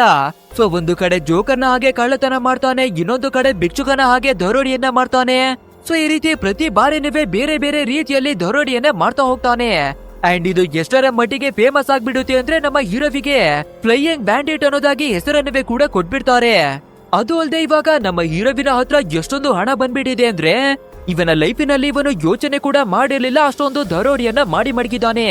ಅಂಡ್ ಇವನು ಶ್ರೀಮಂತನಾಗುವ ಜೊತೆಗೆ ಟಾಮಿಯನ್ನವೇ ಕೂಡ ದೊಡ್ಡ ಶ್ರೀಮಂತನನ್ನಾಗಿ ಕನ್ವರ್ಟ್ ಮಾಡಿ ಮಡಗಿದ್ದಾನೆ. ನಮ್ಮ ಹೀರೋವಿನ ಲೈಫ್ ಸ್ಟೈಲ್ ಅನ್ನ ಇವಾಗ ನೋಡೋದಾದ್ರೆ ತುಂಬಾನೇ ಲಕ್ಸುರಿ ಆದ ಕಾರು, ದೊಡ್ಡ ದೊಡ್ಡ ಬೆಲೆ ಬಾಳುವ ಮನೆ, ಈ ರೀತಿ ಬೇರೆ ಲೆವೆಲ್ಗೆನೆ ಬೆಳೆದ್ಬಿಟ್ಟಿದ್ದಾನೆ. ಬಟ್ ಆದ್ರೆ ಆ ಟಾಮಿಯ ಸ್ವಾರ್ಥ ದಿನದಿಂದ ದಿನಕ್ಕೆ ಮತ್ತೆ ಜಾಸ್ತಿ ಆಗೋದಿಕ್ಕೆ ಶುರುವಾಗುತ್ತೆ. ಅಂದ್ರೆ ನಾವು ಎಲ್ಲಿವರೆಗೂ ಅಂತ ಈ ರೀತಿ ಚಿಕ್ಕ ಚಿಕ್ಕ ಬ್ಯಾಂಕುಗಳನ್ನ ದರೋಡೆ ಮಾಡಿ ಬದುಕೋದು, ಇವಾಗಾದ್ರೆ ನಾವು ದೊಡ್ಡ ದೊಡ್ಡ ದರೋಡಿಯನ್ನ ಮಾಡೋಣ ಅನ್ನೋದಾಗಿನೇ ಹೇಳಿ ಒಂದು ದೊಡ್ಡ ಜುವೆಲ್ರಿ ಶಾಪ್ ನಲ್ಲಿ ಡೈಮಂಡ್ ಗಳನ್ನ ಕೊದ್ಯೋದಿಕ್ಕಾಗಿನೇ ಪ್ಲಾನ್ ಅನ್ನ ಮಾಡ್ತಾರೆ. ಸೊ ಇದನ್ನೆಲ್ಲ ಕೇಳ್ಬೇಕಾದ್ರೆ ನಮ್ಮ ಹೀರೋಗೆ ಕೂಡ ಸರಿ ಓಕೆ ಅನ್ನೋದಾಗಿನೇ ಫೀಲ್ ಆಗಿ ದೊಡ್ಡದಾದ ಜುವೆಲ್ರಿ ಶಾಪ್ ಅನ್ನ ಕಳ್ಳತನ ಮಾಡೋದಿಕ್ಕೆ ಪ್ಲಾನ್ ಅನ್ನ ಮಾಡ್ತಾನೆ. ಅಂಡ್ ಇಲ್ಲಿಗೆ ಸೀನ್ ಅನ್ನ ಕಟ್ ಮಾಡಿ ಪೊಲೀಸ್ ಆಫೀಸರ್ ಗಳನ್ನ ನಮ್ಗೆ ತೋರಿಸ್ಬೇಕಾದ್ರೆ ಇವಾಗ ಈ ಫ್ಲೈಯಿಂಗ್ ಬ್ಯಾಂಡಿಟ್ ಅನ್ನುವ ಕಳ್ಳ ಎಲ್ಲ ಕಡೆ ಫೇಮಸ್ ಆಗ್ಬಿಟ್ಟಿದ್ದಾನೆ ಅಲ್ವಾ. ಸೊ ಅವನನ್ನ ಹೇಗಾದ್ರೂ ಮಾಡಿ ಹಿಡಿಲೇಬೇಕು ಅನ್ನೋದಾಗಿ ಇವರಿಗೆ ಆರ್ಡರ್ ಅನ್ನ ಕೊಟ್ಟಿದ್ದಾರೆ. ಅಂಡ್ ಅದಕ್ಕೆ ತಕ್ಕಿದ ಹಾಗೆ ಎಲ್ಲಾ ಪರ್ಮಿಷನ್ ಗಳನ್ನವೇ ಕೊಟ್ಟಿದ್ದಾರೆ, ಮತ್ತೆ ಫಂಡಿಂಗ್ ಅನ್ನವೇ ಮಾಡಿದ್ದಾರೆ. ಸೊ ಇವಾಗ ಈ ಪೊಲೀಸ್ ಅವರು ಕೂಡ ಅದೇ ಪವರ್ ಅನ್ನ ತಗೊಂಡು ಒಂದು ದೊಡ್ಡ ಸ್ಕ್ವಾಡ್ ಅನ್ನೇ ರೆಡಿಯನ್ನ ಮಾಡ್ಕೊಳ್ತಾರೆ. ಅಂದ್ರೆ ಈ ಪೊಲೀಸ್ನವರು ತಿಳ್ಕೊಂಡಿರೋ ಹಾಗೆ ಈ ಟಾಮಿನೇ ಈ ರೀತಿ ದಂಧೆಯನ್ನ ಮಾಡ್ತಾ ಇದ್ದಾನೆ ಅನ್ನೋದಾಗಿ ಸ್ಕೆಚ್ ಅನ್ನ ಹಾಕಿ ಅವನ ಮೇಲೆ ಒಂದು ದೊಡ್ಡ ಸ್ಕ್ವಾಡ್ ಅನ್ನೇ ರೆಡಿ ಮಾಡಿ ಕಣ್ಣನ್ನ ಮಡ್ಗೋದಿಕ್ಕಾಗಿನೇ ಬಿಟ್ಟಿದ್ದಾರೆ. ಅಂಡ್ ಅದೇ ರೀತಿ ಆ ಸ್ಕ್ವಾಡ್ ಕೂಡ ಈ ಟಾಮಿ ಎಲ್ಲೆಲ್ಲಿ ಹೋಗ್ತಾನೆ, ಏನನ್ನ ಮಾಡ್ತಾನೆ ಅಂತ ಎಲ್ಲವನ್ನ ಮಾನಿಟರ್ ಮಾಡ್ತಿದ್ದಾರೆ. ಅಂಡ್ ಈ ಪೊಲೀಸ್ನವರಿಗೆ ಸ್ಟ್ರಾಂಗ್ ಆಗಿ ಅನುಮಾನ ಇರೋದು ಅಂದ್ರೆ ಮೊದಲನೇದಾಗಿ ಟಾಮಿ ಮೇಲೆ, ಎರಡನೇದಾಗಿ ಅವನ ಅಸಿಸ್ಟೆಂಟ್ ಮೇಲೆ, ಮೂರನೇದಾಗಿ ನಮ್ಮ ಗಿಲ್ಬರ್ಟ್ ನ ಮೇಲೆ. ಸೊ ಈ 3 ಜನರ ಫೋಟೋವನ್ನವೇ ತೆಗೆದು ಇವರ ಬಗ್ಗೆ ಎನ್ಕ್ವೈರಿ ಮಾಡೋದಿಕ್ಕಾಗಿ ಶುರು ಮಾಡ್ಕೊಳ್ತಾರೆ. ಬಟ್ ಆದ್ರೆ ನಮ್ಮ ಹೀರೋವಿನ ಬಗ್ಗೆ ಇವರಿಗೆ ಯಾವುದೇ ವಿಷಯಗಳು ಗೊತ್ತಿಲ್ಲ ಅಲ್ವಾ. ಆದ್ರಿಂದ ನಮ್ಮ ಹೀರೋವನ್ನ ಸೈಲೆಂಟ್ ಆಗಿ ಇಗ್ನೋರ್ ಅನ್ನ ಮಾಡಿ ಈ ಟಾಮಿ ಮತ್ತೆ ಅವನ ಅಸಿಸ್ಟೆಂಟ್ ನ ಮೇಲೆ ಮಾತ್ರವಾಗಿ ಹೆಚ್ಚು ಗಮನವನ್ನ ಮಾಡುತ್ತಾರೆ. ಅಂಡ್ ಇದೇ ರೀತಿ ಇರ್ಬೇಕಾದ್ರೆ ನಮ್ಮ ಹೀರೋ ವಾಪಸ್ ಅವನ ಮನೆಗೆ ಬರ್ಬೇಕಾದ್ರೆ ನಮ್ಮ ಆಂಡ್ರಿಯಾ ಒಂದು ದೊಡ್ಡದಾದ ಶಾಕ್ ಅನ್ನೇ ಕೊಡ್ತಾಳೆ. ಅಂದ್ರೆ ಇವನು ರಾಬರಿಯನ್ನ ಮಾಡ್ಕೊಂಡು ಎಲ್ಲಾ ಹಣವನ್ನ ತಂದು ಲಾಕರ್ ನ ಒಳಗಡೆ ಮಡಗಿರ್ತಾನೆ ಅಲ್ವಾ. ಸೊ ಎಲ್ಲಾ ಹಣವನ್ನ ಇವಳು ನೋಡಿ ಅದನ್ನ ಹೊರಗಡೆಗಾಗಿನೇ ತೆಗೆದ್ಬಿಟ್ಟಿದ್ದಾಳೆ. ಸೊ ಇವಾಗ ಅದೇ ಹಣವನ್ನ ಎತ್ಕೊಂಡು ಇಷ್ಟೊಂದು ಹಣ ನಿನ್ನ ಹತ್ರವಾಗಿ ಹೇಗೆ ಬಂತು ಹೇಳು, ನೀನು ಯಾವ ಕೆಲಸವನ್ನ ಮಾಡ್ತಾ ಇದೀಯ ಅನ್ನೋದಾಗಿ ಕ್ವಶನ್ ಗಳನ್ನ ಕೇಳ್ಬೇಕಾದ್ರೆ ನಮ್ಮ ಹೀರೋಗೆ ಇವಾಗ ವಿಷಯವನ್ನ ಮುಚ್ಚಿಡೋದಕ್ಕೆ ಆಗಲ್ಲ ಅಲ್ವಾ. ಸೊ ನಾನೇನೆ ಆ ಫ್ಲೈಯಿಂಗ್ ಬ್ಯಾಂಡಿಟ್, ನಾನೇನೆ ಆ ದರೋಡೆಗಳನ್ನ ಮಾಡ್ತಾ ಇರೋದು. ಸೊ ನಾನು ಬ್ಯಾಂಕಿನಲ್ಲಿ ದರೋಡೆ ಮಾಡಿ ಹಣವನ್ನ ತಂದಿದ್ದೀನಿ ಅನ್ನೋದಾಗಿನೇ ಹೇಳ್ಕೊತಾನೆ. ಅಂಡ್ ಈ ವಿಷಯವನ್ನ ಕೇಳ್ಬೇಕಾದ್ರೆ ನಮ್ಮ ಆಂಡ್ರಿಯಾಗೆ ಇದನ್ನ ನಂಬೋದಿಕ್ಕೇನೆ ಆಗಲ್ಲ. ಆದ್ರೂ ಕೂಡ ನೀನು ಕೇವಲ ಕಳ್ಳತನವನ್ನ ಮಾಡಿ ಹಣವನ್ನ ತರ್ತಿದ್ಯಾ, ಇಲ್ಲ ಬೇರೆಯವರ ಕಥೆಯನ್ನ ಮುಗಿಸಿ ತೊಂದರೆಯನ್ನ ಕೊಟ್ಟು ಅವರಿಂದ ಕಿತ್ಕೊಂಡು ಬರ್ತಿದ್ಯಾ ಅನ್ನೋದಾಗಿ ಕ್ವಶನ್ ಕೇಳ್ತಾಳೆ. ಆದ್ರೆ ನಮ್ಮ ಹೀರೋ ಯಾರಿಗೂ ತೊಂದರೆಯನ್ನ ಕೊಡದೆ ಸೇಫ್ ಆಗಿ ಹಣವನ್ನ ತರ್ತಿದ್ದಾನೆ ಅಲ್ವಾ. ಸೊ ನಿನ್ಗೆ ಲೈವ್ ಆಗಿನೇ ಡೆಮೋವನ್ನ ತೋರಿಸ್ತೀನಿ ಅನ್ನೋದಾಗಿನೇ ಹೇಳಿ ನೆಕ್ಸ್ಟ್ ಡೇ ಮಾರ್ನಿಂಗ್ ಆಗ್ಬೇಕಾದ್ರೆ ಆಂಡ್ರಿಯಾ ಅವಳನ್ನ ಕರ್ಕೊಂಡು ಒಂದು ಬ್ಯಾಂಕ್ ಅನ್ನ ಲೂಟಿ ಮಾಡೋದಿಕ್ಕಾಗಿನೇ ಬರ್ತಾನೆ. ಅಂಡ್ ಇವಾಗ ಇವನ ಪೂರ್ತಿಯಾದ ಗೆಟಪ್ ಅನ್ನವೇ ಕೂಡ ಚೇಂಜ್ ಅನ್ನ ಮಾಡ್ಕೊಂಡು ಸೀದಾ ವರ್ಕರ್ ನ ಹಾಗೆ ಆ ಬ್ಯಾಂಕಿನ ಒಳಗಡೆಗೆ ಎಂಟ್ರಿಯನ್ನ ಕೊಡ್ತಾನೆ.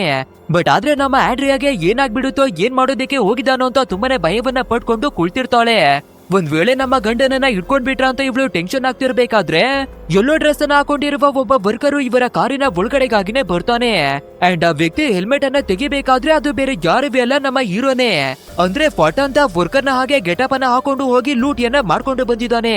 ಅಷ್ಟೇ ಇದನ್ನ ನೋಡ್ಬೇಕಾದ್ರೆ ನಮ್ಮ ಆಂಡ್ರಿಯಾ ಕೂಡ ಒಂದು ಕ್ಷಣಕ್ಕೆನೆ ಶಾಕ್ ಆಗ್ಬಿಡ್ತಾಳೆ. ಇಷ್ಟು ಬೇಗ ಇಷ್ಟೊಂದು ಹಣವನ್ನ ಲೂಟಿಯನ್ನ ಮಾಡ್ಕೊಂಡು ಬಂದ್ಬಿಟ್ಟಿದ್ಯಾ ಅನ್ನೋದಾಗಿ. ನೋಡಿ, ಹೆಂಡತಿಗೆ ನಂಬಿಕೆಯನ್ನ ಬರ್ಸೋದಿಕ್ಕಾಗಿ ಒಂದು ಬ್ಯಾಂಕ್ ಅನ್ನ ಲೂಟಿ ಮಾಡಿ ಪ್ರೂಫ್ ಅನ್ನ ಮಾಡಿದ್ದಾನೆ. ಅಂಡ್ ಇವಾಗ ನಮ್ಮ ಆಂಡ್ರಿಯಾ ಏನನ್ನ ಹೇಳ್ತಾಳೆ ಅಂದ್ರೆ, ನೀನು ಯಾವುದೇ ಕಾರಣಕ್ಕೆ ಬೇರೆಯವರಿಗೆ ಇದರಿಂದ ತೊಂದರೆಯನ್ನ ಕೊಡಬಾರ್ದು. ಹಾಗೆ ನೀನು ಪೊಲೀಸ್ ಅವರ ಕೈಯಲ್ಲಿವೆ ಸಿಕ್ಕಾಕೊಳ್ದೆ ಕೆಲ್ಸವನ್ನ ಮಾಡ್ಬೇಕು.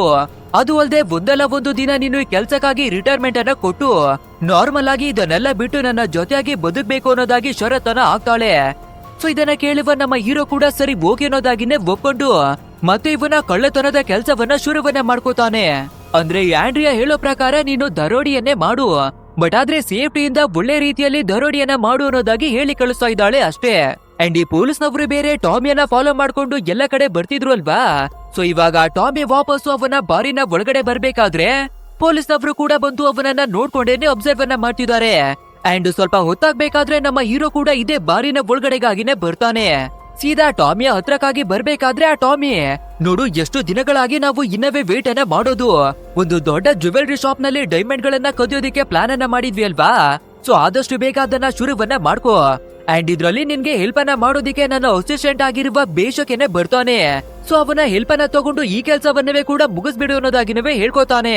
ಸೊ ಇದನ್ನ ಕೇಳುವ ನಮ್ಮ ಹೀರೋ ಕೂಡ ಸರಿ ಓಕೆ ಅಂತ ಇವಾಗ್ಲೇನೆ ಕೆಲ್ಸವನ್ನ ಶುರು ಮಾಡ್ಕೊಳ್ಳೋಣ ಅಂತ ವಾಶ್ರೂಮ್ಗೆನೆ ಎದ್ ಬಂದು ಅವನ ಗೆಟಪ್ ಅನ್ನ ಚೇಂಜ್ ಮಾಡ್ಕೊಳ್ತಾನೆ. ಬಟ್ ಆದ್ರೆ ನಮ್ಮ ಹೀರೋವನ್ನವೇ ಫಾಲೋವನ್ನ ಮಾಡ್ಕೊಂಡು ಆ ಪೊಲೀಸ್ನವರು ಒಳಗಡೆನೆ ಬಂದಿರ್ತಾರೆ. ಅಂಡ್ ಅವರು ಕೂಡ ವಾಶ್ರೂಮ್ ಒಳಗೆ ಬಂದು ನೋಡ್ಬೇಕಾದ್ರೆ ನಮ್ಮ ಹೀರೋ ಅವನ ಪೂರ್ತಿಯಾದ ಗೆಟಪ್ ಅನ್ನ ಚೇಂಜ್ ಮಾಡ್ಕೊಂಡು ಹೊಸದಾಗಿನೇ ಎಂಟ್ರಿ ಕೊಡ್ತಾನೆ. ಅಷ್ಟೇ ಇದನ್ನ ನೋಡ್ಬೇಕಾದ್ರೆ ಪೊಲೀಸ್ನವರು ಒಂದು ಕ್ಷಣಕ್ಕೆನೆ ಶಾಕ್. ಅರೆ, ಇವನು ಒಳಗಡೆ ಬರ್ಬೇಕಾದ್ರೆ ಬೇರೆ ಗೆಟಪಿನಲ್ಲಿ ಬಂದಿದ್ದ, ಬಟ್ ಆದ್ರೆ ಇವಾಗ ನೋಡಿದ್ರೆ ಇವನ ಗೆಟಪ್ ಅನ್ನ ಚೇಂಜ್ ಮಾಡ್ಕೊಂಡಿದ್ದಾನೆ. ಅದು ಅಲ್ಲದೆ ಅವನ ಮೂಗ್ ಬೇರೆ ರಿಯಲ್ ಆಗಿ ಕಾಣಿಸ್ತಿಲ್ಲ. ಸೊ ಸಿಲಿಕಾನ್ ಗ್ಲೂ ಅನ್ನ ಯೂಸ್ ಮಾಡಿ ಬೇರೆ ಮೂಗನ್ನ ಕೊಚ್ಚಿಸಿರುವ ಹಾಗೇನೆ ಕಾಣಿಸ್ತಿರುತ್ತೆ. ಅಷ್ಟೇ, ಇಷ್ಟೊಂದು ಅನುಮಾನಗಳು ಬಂದಿದೆ ಅಂದ್ರೆ ಖಂಡಿತ ಡೌಟ್ಗಳು ಬಂದ್ಬಿಡುತ್ತೆ ಅಲ್ವಾ. ಆದ್ರಿಂದ ಇನ್ ಮುಂದೆ ನಮ್ಮ ಹೀರೋವಿನ ಮೇಲೆ ದೊಡ್ಡ ಕಣ್ಣನ್ನೇ ಮಡಗೋದಿಕ್ಕೆ ಶುರು ಮಾಡ್ತಾರೆ. ಅದು ಅಲ್ಲದೆ ಅಕ್ಕಪಕ್ಕದಲ್ಲಿರುವ ಎಲ್ಲಾ ಮೇಕಪ್ ಶಾಪ್ ಗಳನ್ನ ಎನ್ಕ್ವೈರಿ ಮಾಡಿ ಅನ್ನೋದಾಗಿನವೇ ಆರ್ಡರ್ ಗಳನ್ನ ಪಾಸ್ ಮಾಡ್ತಾನೆ. ನಂತರ ಹಾಫ್ ಮ್ಯಾನ್ ಅನ್ನುವ ಡಿಟೆಕ್ಟಿವ್ ವಾಪಸ್ ಅವನ ಮನೆಗೆ ಬಂದು ಮಲ್ಕೋತಾನೆ. ಬಟ್ ಆದ್ರೆ ಮಧ್ಯರಾತ್ರಿ ಆಗಿರ್ಬೇಕಾದ್ರೆ ಸಡನ್ ಆಗಿ ಅವನಿಗೆ ಫೋನ್ ಕಾಲ್ ಬರುತ್ತೆ. ಸರಿ ಓಕೆ, ಯಾರಿರ್ಬಹುದು ಅಂತ ಕಾಲ್ ಅನ್ನ ಪಿಕ್ ಮಾಡಿ ನೋಡ್ಬೇಕಾದ್ರೆ ಪೊಲೀಸ್ನವರೇನೆ ಯಾವ್ದೋ ಒಂದು ಎಮರ್ಜೆನ್ಸಿ ಕೇಸ್ ಆಗಿದೆ ಅನ್ನೋದಾಗಿನೇ ಕರೀತಾ ಇದ್ದಾರೆ. ಸೊ ಈ ಹಾಫ್ ಮ್ಯಾನು ಫಟಾಫಟ್ ಅಂತ ರೆಡಿಯಾಗಿ ಮತ್ತೆ ಪೊಲೀಸ್ ಸ್ಟೇಷನ್ ಕಡೆಗೆನೆ ಎಂಟ್ರಿ ಕೊಡ್ತಾನೆ. ಅಂಡ್ ಅಲ್ಲಿ ಬಂದು ನೋಡ್ಬೇಕಾದ್ರೆ ಟಾಮಿ ಅಸಿಸ್ಟೆಂಟ್ ಆಗಿರುವ ಬೇಷಕ್ ಇದ್ದಾನೆ ಅಲ್ವಾ, ಅವನನ್ನ ಈ ಪೊಲೀಸ್ನವರು ಕಸ್ಟಡಿಗೆನೆ ತಗೊಂಡ್ಬಿಟ್ಟಿದ್ದಾರೆ. ಸೊ ಅವನು ಎಣ್ಣೆಯನ್ನ ಹೊಡೆದಿರೋದ್ರಿಂದ ಇವರು ಕೂಡ ಟ್ರೀಟ್ಮೆಂಟ್ ಅನ್ನ ಸರಿಯಾಗಿನೇ ಕೊಡ್ಬೇಕಾದ್ರೆ ಪಾಪ ಬೇಷಕು ಅವನಿಗೆ ಗೊತ್ತಿರುವ ಎಲ್ಲಾ ವಿಷಯಗಳನ್ನ ಹೇಳ್ಕೊಂಡ್ಬಿಟ್ಟಿದ್ದಾನೆ. ಆಕ್ಚುಯಲ್ ಆಗಿ ಎಲ್ಲಾ ರಾಬರಿಗಳನ್ನ ಮಾಡ್ತಾ ಇರೋದು ಬೇರೆ ಯಾರಿವೆ ಅಲ್ಲ, ಗಿಲ್ಬರ್ಟ್ ಅನ್ನೋದಾಗಿನವೇ ಹೇಳ್ಕೊಂಡಿದ್ದಾನೆ. ಅದು ಅಲ್ಲದೆ ಪ್ರತಿ ಬಾರಿನವೇ ಅವನು ವೇಷವನ್ನ ಬದಲಿಸಿ ಕಳ್ಳತನವನ್ನ ಮಾಡ್ತಾನೆ. ಹಾಗೆ ಸದ್ಯದಲ್ಲೇ ಒಂದು ದೊಡ್ಡದಾದ ರಾಬರಿಯನ್ನವೇ ಮಾಡಲಿದ್ದಾರೆ. ಆದ್ರೆ ಪರ್ಟಿಕ್ಯುಲರ್ ಆಗಿ ಯಾವ ರಾಬರಿಯನ್ನ ಮಾಡ್ತಿದ್ದಾರೆ ಅನ್ನೋದಾಗಿ ಗೊತ್ತಿಲ್ಲ ಅನ್ನೋದಾಗಿ ಹೇಳ್ಕೊಂಡಿದ್ದಾನೆ. ಅಂಡ್ ಈ ಎಲ್ಲಾ ವಿಷಯಗಳು ಪೊಲೀಸ್ನವರಿಗೆ ಗೊತ್ತಾಗ್ಬೇಕಾದ್ರೆ ಫುಲ್ ಆಕ್ಟಿವೇಟ್ ಆಗ್ಬಿಡ್ತಾರೆ. ಅಂದ್ರೆ ನೆಕ್ಸ್ಟ್ ಅವರು ರಾಬರಿಯನ್ನ ಮಾಡೋದಿಕ್ಕೆ ಬರ್ಬೇಕಾದ್ರೆ ರೆಡ್ ಹ್ಯಾಂಡ್ ಆಗಿನೇ ಹಿಡಿಬೇಕು ಅಂತ ಇವರು ಕೂಡ ಎಲ್ಲಾ ತಯಾರಿಗಳನ್ನ ಮಾಡ್ಕೋತಾರೆ. ಅದು ಅಲ್ಲದೆ ನಮ್ಮ ಹೀರೋ ಒಂದು ಸ್ಟೋರ್ ನಿಂದ ಕಾಸ್ಟ್ಯೂಮ್ ಗಳನ್ನ ಪರ್ಚೇಸ್ ಮಾಡ್ತಾನೆ ಅಲ್ವಾ. ಸೊ ಈ ಪೊಲೀಸ್ನವರು ಕೂಡ ಎಲ್ಲಾ ಮೇಕಪ್ ಶಾಪ್ ಗಳನ್ನ ಹುಡುಕಿ ಎನ್ಕ್ವೈರಿಯನ್ನ ಮಾಡಿ ಅಂತ ಹೇಳಿದ್ರು. ಸೊ ಅದೇ ರೀತಿ ಎನ್ಕ್ವೈರಿಯನ್ನ ಮಾಡ್ಬೇಕಾದ್ರೆ ಫೈನಲ್ ಆಗಿ ನಮ್ಮ ಹೀರೋ ಯಾವ ಶಾಪ್ ನಲ್ಲಿ ಎಲ್ಲವನ್ನ ಪರ್ಚೇಸ್ ಮಾಡ್ತಿದ್ನೋ ಆ ಶಾಪ್ ಗೊತ್ತಾಗ್ಬಿಟ್ಟಿದೆ. ಸೊ ಇವಾಗ ಅದೇ ಶಾಪ್ ನ ಮೇಲುವೆ ಕೂಡ ಮತ್ತೆ ಕಣ್ಣನ್ನ ಮಡುತ್ತಾರೆ. ನಂತರ ಈ ಆಫ್ ಮ್ಯಾನ್ ಅನ್ನುವ ಪೊಲೀಸ್ ಆಫೀಸರು ಲೋಕಲ್ ಪೊಲೀಸ್ ಗಳ ಹತ್ರಕ್ಕಾಗಿನೇ ಬಂದು ನಿಮ್ಮ ಏರಿಯಾದಲ್ಲಿರುವ ಎಲ್ಲಾ ಬ್ಯಾಂಕು, ಜ್ಯುವೆಲ್ರಿ ಶಾಪ್ ಮತ್ತೆ ದೊಡ್ಡ ದೊಡ್ಡ ಶಾಪ್ ಗಳನ್ನ ತುಂಬಾನೇ ಅಲರ್ಟ್ ಆಗಿರೋದಿಕ್ಕೆ ಇನ್ಫಾರ್ಮೇಶನ್ ಅನ್ನ ಕೊಡಿ, ಯಾಕಂದ್ರೆ ಸದ್ಯದಲ್ಲೇ ಒಂದು ದೊಡ್ಡ ರಾಬರಿ ಆಗೋದ್ರಲ್ಲಿ ಇದೆ ಅನ್ನೋದಾಗಿ ಎಲ್ಲರಿಗೂ ಅಲರ್ಟ್ ಅನ್ನ ಕೊಟ್ಟಿ ಬರ್ತಾನೆ. ಅಂಡ್ ಅದು ಅಲ್ಲದೆ ಗಿಲ್ಬರ್ಟ್ ಏನೇ ದರೋಡೆಗಳನ್ನ ಮಾಡ್ತಾ ಇದ್ದಾನೆ ಅನ್ನೋದು ಗೊತ್ತಾಗ್ಬಿಟ್ಟಿದೆ ಅಲ್ವಾ. ಸೊ ಇವಾಗ ಪೊಲೀಸ್ ಅವರು ಪೂರ್ತಿಯಾಗಿ ನಮ್ಮ ಗಿಲ್ಬರ್ಟ್ ಅನ್ನೇ ಫಾಲೋವನ್ನ ಮಾಡ್ಕೊಂಡೇನೆ ಬರ್ತಿದ್ದಾರೆ. ಸೊ ಅದೇ ರೀತಿ ಎಲ್ಲಾ ಕಡೆನೂ ನಮ್ಮ ಹೀರೋವನ್ನ ಫಾಲೋ ಮಾಡಿ ಬರ್ತಿರ್ಬೇಕಾದ್ರೆ ನಮ್ಮ ಹೀರೋ ಕೂಡ ಜ್ಯುವೆಲ್ರಿ ಶಾಪ್ ಅನ್ನ ರಾಬರಿ ಮಾಡೋದಕ್ಕಾಗಿ ಪ್ಲಾನ್ ಗಳನ್ನ ಮಾಡ್ತಿದ್ದಾನೆ. ಅಂಡ್ ಅದೇ ರೀತಿ ಮೇಂಟೆನೆನ್ಸ್ ಮಾಡುವವರ ಹಾಗೆ ಗೆಟಪ್ ಅನ್ನ ಹಾಕೊಂಡು ಒಂದು ಶಾಪ್ ನ ಹೊರಗಡೆ ಬಂದು ಸಿಸಿ ಕ್ಯಾಮೆರಾಗಳನ್ನ ರಿಪೇರಿ ಮಾಡ್ತಿರ್ತಾನೆ.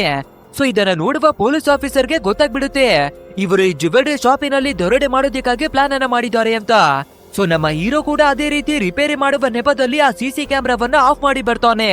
ಅಂಡ್ ಅದೇ ರೀತಿ ನೆಕ್ಸ್ಟ್ ಡೇ ಆಗ್ಬೇಕಾದ್ರೆ ನಮ್ಮ ಹೀರೋ ಮತ್ತೆ ಅಸಿಸ್ಟೆಂಟ್ ಅನ್ನ ಕರ್ಕೊಂಡು ಸೀದಾ ಈ ಜ್ಯುವೆಲ್ರಿ ಶಾಪ್ ನ ಒಳಗಡೆ ಡೈಮಂಡ್ ಗಳನ್ನ ಕದಿಯೋದಕ್ಕಾಗಿನೇ ಬರ್ತಾರೆ. ಅಂಡ್ ಒಳಗಡೆ ಬಂದು ಇವರ ಹತ್ರ ಇರುವ ಗನ್ ಗಳನ್ನವೇ ತೋರಿಸಿ ನಿಮ್ಮ ಶಾಪ್ ನಲ್ಲಿರುವ ಎಲ್ಲಾ ಡೈಮಂಡ್ ಗಳನ್ನ ನಮ್ಗೆ ತುಂಬಿಕೊಡಿ ಅನ್ನೋದಾಗಿ ಕೇಳ್ಬೇಕಾದ್ರೆ ಆ ಶಾಪ್ ನಲ್ಲಿ ವರ್ಕ್ ಅನ್ನ ಮಾಡುವ ವರ್ಕರ್ ಗಳವೇ ಕೂಡ ಜ್ಯುವೆಲ್ರಿಗಳನ್ನ ತುಂಬಿ ಕೊಡ್ತಾರೆ. ಅಂಡ್ ಹೊರಗಡೆ ನೋಡಿದ್ರೆ ಪೊಲೀಸ್ನವರು ಆಲ್ರೆಡಿ ರೆಡಿಯಾಗಿನೇ ಬಂದಿದ್ರು ಅಲ್ವಾ. ಸೊ ಅವರು ಕೂಡ ಶಾಪ್ ನ ಒಳಗಡೆಗೆ ಎಂಟ್ರಿ ಕೊಟ್ಟು ಇವ್ರನ್ನ ಹಿಡಿಯೋದಿಕ್ಕಾಗಿ ನೋಡ್ಬೇಕಾದ್ರೆ ಇವ್ರನ್ನ ನೋಡುವ ನಮ್ಮ ಹೀರೋ ಮತ್ತೆ ಅಸಿಸ್ಟೆಂಟ್ ಫಟಾಫಟ ಅಂತ ಜಾಗದಿಂದಾನೇ ಎಸ್ಕೇಪ್ ಆಗೋದಿಕ್ಕಾಗಿನೇ ನೋಡ್ತಾರೆ. ಆದ್ರೂ ಕೂಡ ನಾವು ಕೇರ್ಫುಲ್ ಆಗಿನೇ ಈ ಪೊಲೀಸ್ನವರಿಂದ ಎಸ್ಕೇಪ್ ಆಗ್ಬೇಕು ಅಂತ ಯೋಚಿಸಿ ಹೇಗೋ ಆ ಪೊಲೀಸ್ನವರಿಗೆ ಚೊಳ್ಳೆ ಹಣ್ಣನ ತಿನ್ಸಿ ಆ ಜಾಗದಿಂದಾನೇ ಎಸ್ಕೇಪ್ ಆಗಿ ಹೊರಗೆ ಬರ್ತಾರೆ. ಅಂಡ್ ಈ ಪೊಲೀಸ್ನವನು ಕೂಡ ಇವರನ್ನ ಹಿಡಿಯೋದಿಕ್ಕಾಗಿ ಫಾಲೋ ಮಾಡಿ ಬರ್ತಿರ್ಬೇಕಾದ್ರೆ ಒಂದು ಸಿಚುವೇಶನ್ ಅಲ್ಲಿ ಅವನ ಗನ್ನು ಕೆಳಗಡೆ ಬಿದ್ದೋಗೋದ್ರಿಂದ ನಮ್ಮ ಹೀರೋ ಮತ್ತೆ ಅಸಿಸ್ಟೆಂಟ್ ಎಸ್ಕೇಪ್ ಆಗ್ಬಿಟ್ಟಿದ್ದಾರೆ. ಅಂಡ್ ಅದೇ ರೀತಿ ಹೀರೋ ಮತ್ತೆ ಅಸಿಸ್ಟೆಂಟ್ ಮತ್ತೊಂದು ಶಾಪ್ ನ ಒಳಗಡೆನೆ ನುಗ್ಗಿರ್ತಾರೆ.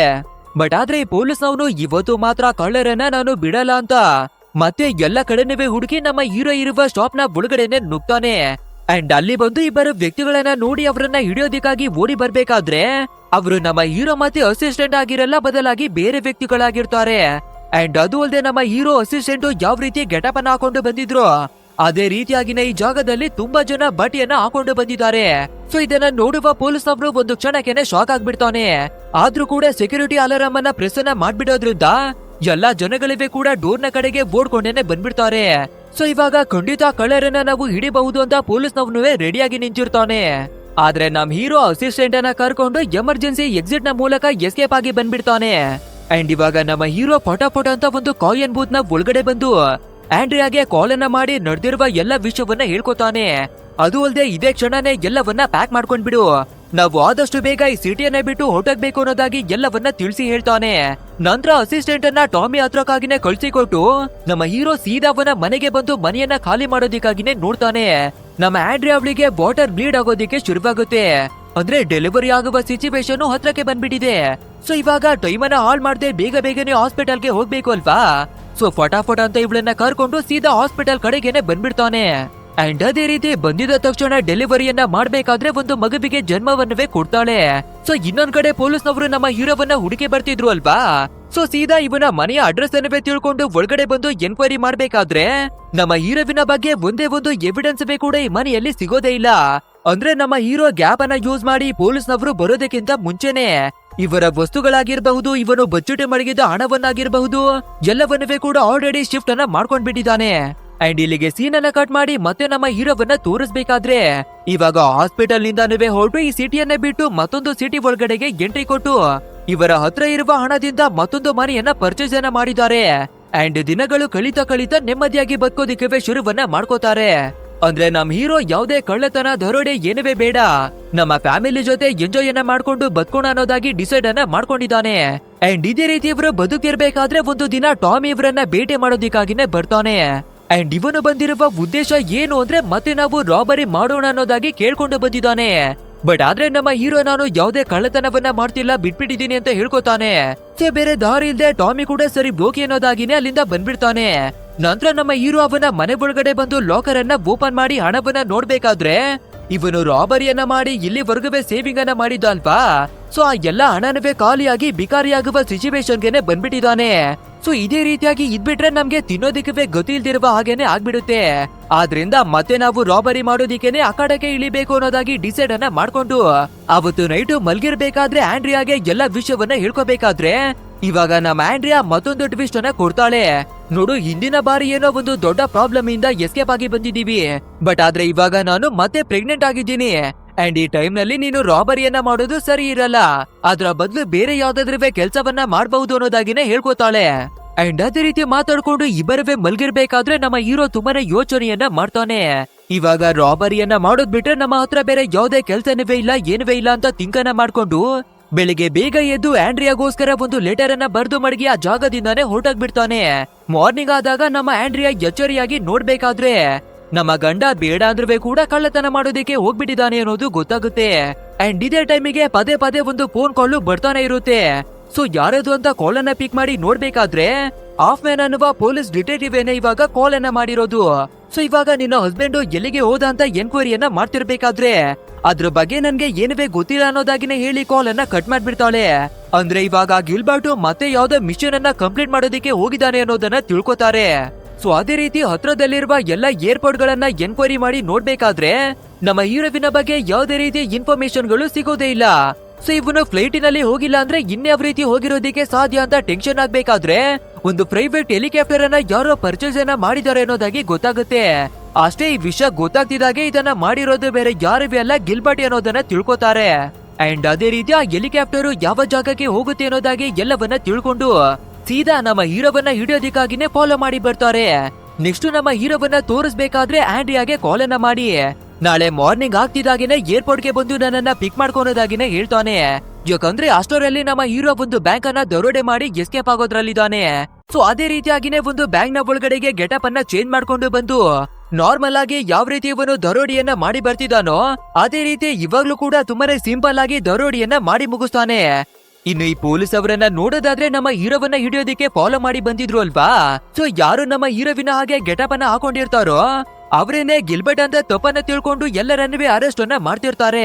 ಆದ್ರೆ ನಮ್ಮ ಹೀರೋ ಏರ್ಪೋರ್ಟ್ ಗೆ ಹೋಗೋದಿಕ್ಕಾಗಿ ಟ್ಯಾಕ್ಸಿಯನ್ನ ಹುಡಿಕೊಂಡು ನಿಂತಿದ್ದಾನೆ.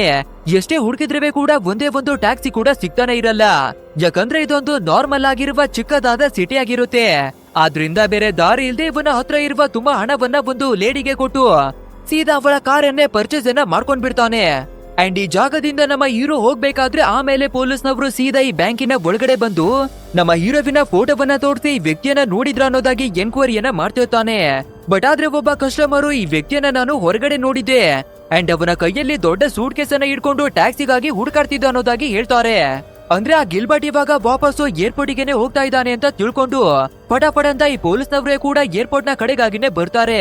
ಬಟ್ ಆದ್ರೆ ಅಷ್ಟು ಹೊತ್ತಿಗೆ ಆಲ್ರೆಡಿ ನಮ್ಮ ಹೀರೋ ಏರ್ಪೋರ್ಟ್ ಗೆ ಬಂದು ತಲುಪಿರ್ತಾನೆ. ಅಂಡ್ ಅಲ್ಲಿಗೆ ಬಂದು ಇವನ ಬೋರ್ಡಿಂಗ್ ಪಾಸ್ ಮತ್ತೆ ಎಲ್ಲಾ ಚೆಕಿಂಗ್ ಗಳನ್ನ ಕಂಪ್ಲೀಟ್ ಮಾಡ್ಕೋಬೇಕಾದ್ರೆ ಅಲ್ಲಿನ ಸ್ಟಾಫ್ಗೂ ಕೂಡ ನಮ್ಮ ಗಿಲ್ಬರ್ಟ್ ನ ಬಗ್ಗೆ ಗೊತ್ತಾಗ್ಬಿಡುತ್ತೆ. ಯಾಕಂದ್ರೆ ಇವನೊಬ್ಬ ಕಳ್ಳ ಅನ್ನೋದಾಗಿ ಎಲ್ಲ ಕಡೆ ತುಂಬಾನೇ ಫೇಮಸ್ ಆಗ್ಬಿಟ್ಟಿದೆ ಅಲ್ವಾ. ಆದ್ರಿಂದ ಸೀದಾ ನಮ್ಮ ಪೊಲೀಸ್ ಡಿಟೆಕ್ಟಿವ್ ಗಳಿಗೆ ಕಾಲ್ ಅನ್ನ ಮಾಡಿ ಇನ್ಫಾರ್ಮೇಶನ್ ಗಳನ್ನ ಕೊಡ್ಬೇಕಾದ್ರೆ ಅವನನ್ನ ಯಾವ್ದೇ ರೀತಿ ತೊಡೆಯೋದಿಕ್ಕಾಗ್ಲಿ ಹಿಡಿಯೋದಿಕ್ಕಾಗ್ಲಿ ಹೋಗ್ಬೇಡಿ. ಸೀದಾ ಅವನು ಫ್ಲೈಟಿನಲ್ಲಿ ಹತ್ತಿ ಲ್ಯಾಂಡ್ ಅನ್ನ ಮಾಡೋದಿಕ್ಕಾಗಿ ಪರ್ಮಿಷನ್ ಅನ್ನ ಕೊಡಿ. ಅವನು ಇಳಿತಿದ್ದಾಗೇನೆ ನಾವು ಅವನನ್ನ ಹಿಡ್ಕೋತೀವಿ ಅನ್ನೋದಾಗಿನೇ ಹೇಳ್ಬೇಕಾದ್ರೆ ಆ ಸ್ಟಾಫ್ ಗಳಿವೆ ಕೂಡ ನಮ್ಮ ಹೀರೋವನ್ನ ಹಿಡ್ಕೊಳ್ದಿರ ಸೀದಾ ಅವನನ್ನ ಬಿಟ್ಟು ಕಳಿಸ್ತಾರೆ. ಅಂಡ್ ಇವಾಗ ಈ ಪೊಲೀಸ್ನವರು ಕೂಡ ಫಟಾಫಟ್ ಅಂತ ಇವರ ಪ್ರೈವೇಟ್ ಆದ ಹೆಲಿಕಾಪ್ಟರ್ ಅನ್ನ ಹತ್ತಿ ನಮ್ಮ ಹೀರೋ ಲ್ಯಾಂಡ್ ಆಗುವಂತಹ ಏರ್ಪೋರ್ಟ್ ಗೆನೆ ಬಂದು ತಲುಪ್ತಾರೆ. ಅಂಡ್ ಸ್ವಲ್ಪ ಹೊತ್ತಾಗ್ಬೇಕಾದ್ರೆ ನಮ್ಮ ಹೀರೋ ಕೂಡ ಏರ್ಪೋರ್ಟ್ ಗೆ ಬಂದು ಇಳಿತಾನೆ. ಆಂಡ್ರಿಯಾ ಕೂಡ ನಮ್ಮ ಹೀರೋವನ್ನ ಪಿಕ್ ಮಾಡ್ಕೊಳ್ಳೋದಿಕ್ಕೆ ಏರ್ಪೋರ್ಟ್ ಗೆನೆ ಬಂದು ನಿಂತಿರ್ತಾಳೆ. ಸರಿ ಓಕೆ, ಈ ಜಾಗದಿಂದ ಹೊರಟೋಗ್ಬಿಡೋಣ ಅಂತ ಇವ್ರು ಬರೋದಕ್ಕಾಗಿ ನೋಡ್ಬೇಕಾದ್ರೆ 4-5 ಕಡೆಯಿಂದ ಪೊಲೀಸ್ನವರ ಸ್ಟಾಫ್ ಗಳು ಬಂದು ನಮ್ಮ ಹೀರೋವನ್ನ ಸುತ್ತುವರಿತಾರೆ. ಅಂಡ್ ಆಂಡ್ರಿಯಾಳ ಮುಂದೆನೆ ನಮ್ಮ ಹೀರೋವನ್ನ ಕಸ್ಟಡಿಗಾಗಿನೇ ತಗೋತಾರೆ. ಅಷ್ಟೇ ಇದನ್ನ ನೋಡುವ ನಮ್ಮ ಆಂಡ್ರಿಯಾ ತುಂಬಾನೇ ಬೇಜಾರನ್ನ ಮಾಡ್ಕೊಂಡ್ ಬಿಡ್ತಾಳೆ. ನಂತರ ಇಬ್ಬರನ್ನುವೇ ಕರ್ಕೊಂಡು ಬಂದು ಎನ್ಕ್ವೈರಿಯನ್ನ ಶುರು ಮಾಡ್ತಾರೆ. ಅಂಡ್ ಆಂಡ್ರಿಯಾ ಅವಳ ಹತ್ರ ನಮ್ಮ ಹೀರೋ ತುಂಬಾನೇ ವಿಷಯಗಳನ್ನ ಮುಚ್ಚಿಡಿ ಮಡಗಿದ ಅಲ್ವಾ. ಸೊ ಇವಾಗ ಈ ಪೊಲೀಸ್ನವರು ಎಲ್ಲವನ್ನ ಹೇಳ್ಬಿಡ್ತಾರೆ. ಅಂದ್ರೆ ನಮ್ಮ ಹೀರೋವಿನ ನಿಜವಾದ ಹೆಸರು ಬಂದು ಗಿಲ್ಬರ್ಟ್ ಅಂತ. ಬಟ್ ಆದ್ರೆ ಈ ದೇಶಕ್ಕೆ ಬಂದು ಇವನು ರಾಬರ್ಟ್ ಅನ್ನುವ ಹೆಸರಿನಲ್ಲಿ ಬದುಕ್ತಾ ಇದ್ದ ಅಲ್ವಾ. ಸೊ ಇದ್ರ ಬಗ್ಗೆ ಎಲ್ಲವನ್ನ ಹೇಳ್ಕೋಬೇಕಾದ್ರೆ ಆಂಡ್ರಿಯಾ ಕೂಡ ಇವಾಗ ಉಲ್ಟಾ ಹೊಡೆದು ನಮ್ಮ ಹೀರೋವಿನ ಜೊತೆ ಡಿವೋರ್ಸ್ ಅನ್ನ ತಗೊಳ್ಳೋದಿಕ್ಕಾಗಿನೇ ರೆಡಿ ಆಗ್ಬಿಡ್ತಾಳೆ.